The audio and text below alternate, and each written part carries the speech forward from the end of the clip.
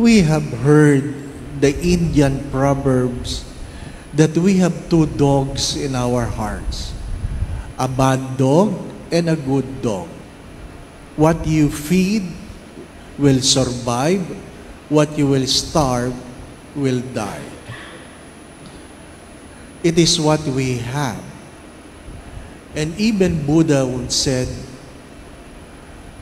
what you think you will become, and what you think what is useful, you will feed. The first reading speaks of that. Whom you serve is your master. Whom you serve is your master. Where you put your time is what is important to you. Hindi yung kung ano yung sinasabi mo, ito mahalaga sa akin. Hindi. Suriin po ninyo ang inyong maghapon, saan nyo ginugugol ang inyong mga oras. Where do you spend your time? It is what important to you. Whether on things or on relationship. Madali lang yung sabing, mahalaga ka sa akin. Pero kung wala kang oras na ginugugol para sa kanya, hindi talaga siya mahalaga. Hindi talaga siya mahalaga. My dear friends, my brothers and sisters, as I've said yesterday, we geared our loins. There is no time where we are allowed to do bad, and there is no wrong time that we can say, I cannot do good. You must know where you put your time. You must know where you put your time. Sabi nga nila, 7, 8, 9. Ay, 6, 7, 8 pala. Ang alin? Matulog ka daw ng 6 na oras, 7 oras. Magtrabaho ka ng 8 oras. Mayroon ka pa rin natitirang oras para sa sarili mo. Kaya pag sinabi mo, wala akong oras, hindi yan ang priority mo. Hindi yan ang priority mo. Noong unang panahon, nang walang cellphone, parang mas maraming oras, no? Mas maraming oras. Pero nang nagka-cellphone, parang wala ng oras sa ibang tao. Pati yung oras ng pagkain, nawala na yung oras ng pag-uusap. Nawala yung oras ng pag-uusap. Nandun na lang sa cellphone, hindi po ba, ano? Mahalaga yun. Mahalaga yun. Saan mo ginugugol ang iyong oras?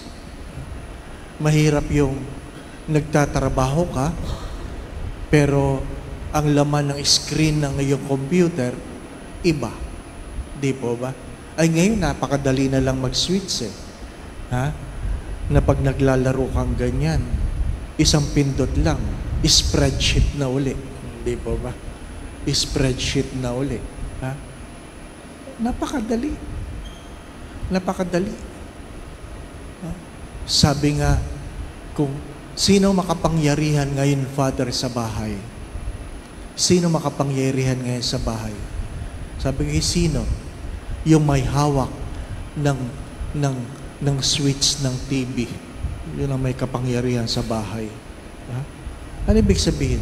Aba, Father, kung hindi mo hawak yung control ng TV mo, wala kang kapangyarihan. Ha? Ang hirap nun.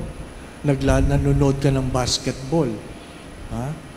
Isushoot na, nalipat pa ng asawa mo yung channel. Hindi po ba? Ano? Ayun na, nakakainis. Hindi ba? Kasi dati, pag nililipat mo ang channel ng TV, tatayo ka eh. Tik, tik, tik, tik, tik. Hindi po ba? Ano? Inabot nyo yan, magkakamukha tayo eh. Ha? Ha? Di ba? Pero ngayon, hindi na. Kung sino may hawak ng control ng TV. Di ba? Nagtatawanan nga kami kasi nung panahon na yun, meron pang, pag nahihirapang pag lumalabo yung TV, ihahawakan mo pa yung antena. Yan. Pag binitawan, lalabo, hawakan mo na lang. Di ba? Inabot niyo yun. Yung iba, iniikot pa yung antenang gano'n, di ba? Magsisigawan pa kayo. Yan, yan. Why, lampas, lampas. Di ba? Yan ang panahon na yun. No? Bakit may oras tayo? Bakit may oras tayo? When life becomes convenient, we lost our time. We lost our time.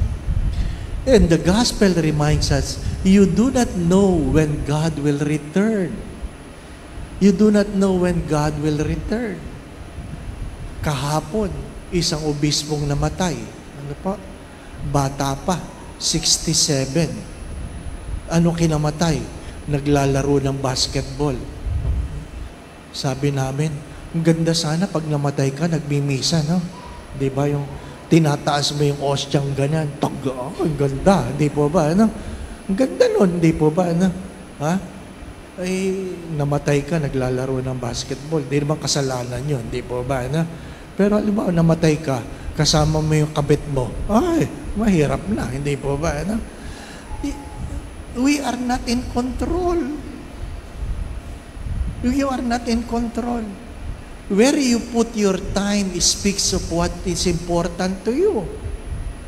My dear friends, my brothers and sisters, ano sabi nila?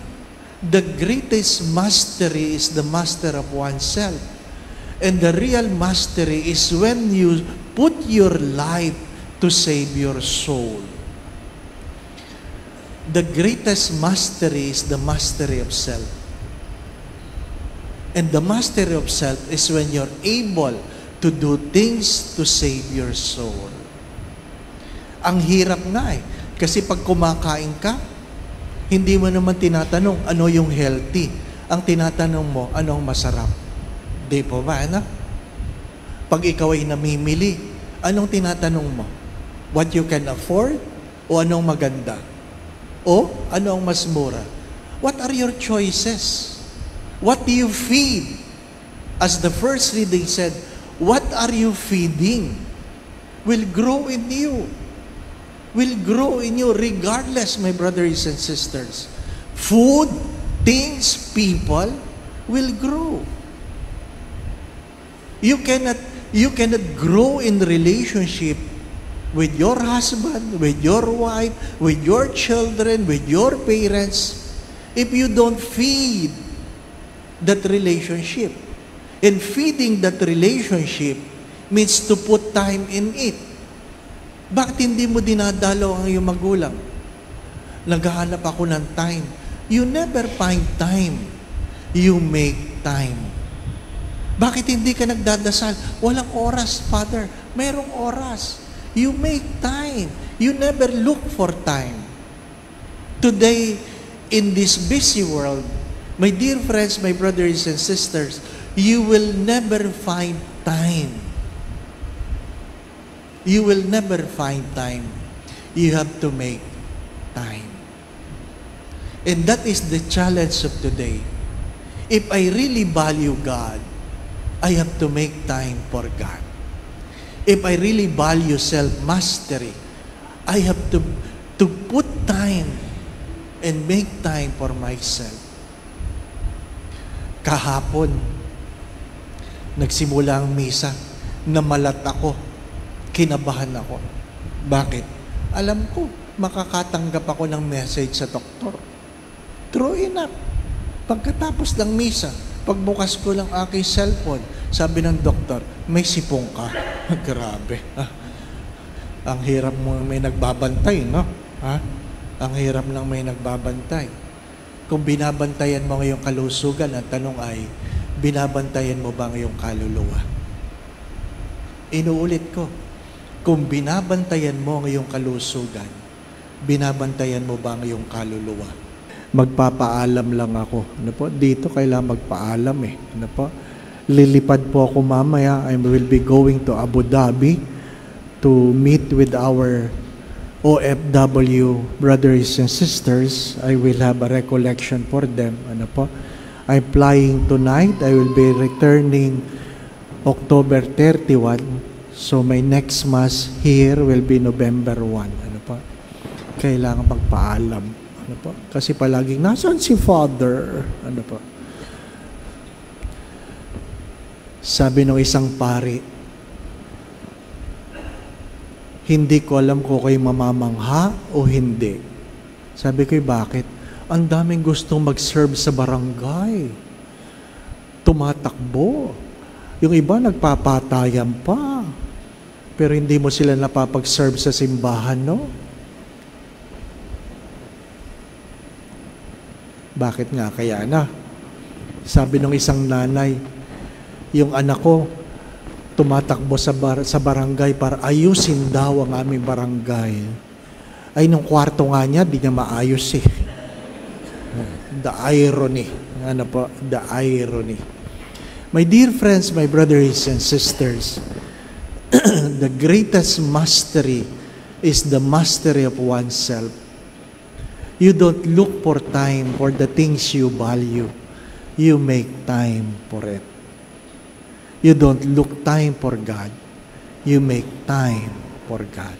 The Lord be with you. And with your spirit. And may Almighty God bless you and your family.